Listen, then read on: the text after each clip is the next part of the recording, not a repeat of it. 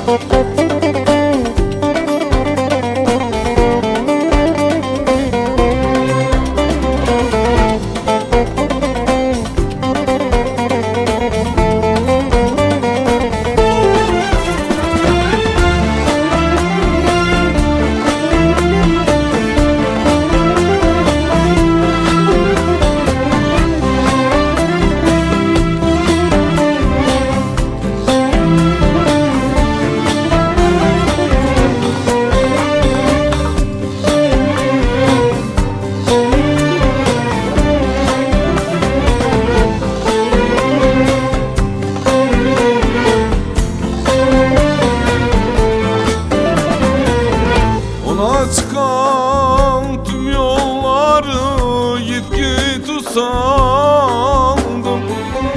Baktım aynada inan sen vardın. Kötü günde gidenleri unutamadım. Hiç karışma bana keke, zaten zordayım. Nasıl geçer söyle bana, böyle olmuyor. Gözlerimden akan yaşlar bir sen oluyor. Gördüklerim ne bir huzur ne tat veriyor. Unutulmaz hiçbir acı alıştırıyor. Nasıl geçer söyle bana, böyle olmuyor. Gözlerimden akan yaşlar bir sen oluyor. Gördüklerim ne bir huzur ne tat veriyor. Unutulmaz hiçbir acı alıştırıyor. Ona çıkan tüm yolları git usandım. Baktım aynada inan sen vardın. Kötü günde gidenleri unutamadım. Hiç karışma bana keke, zaten zordayım. Hiç karışma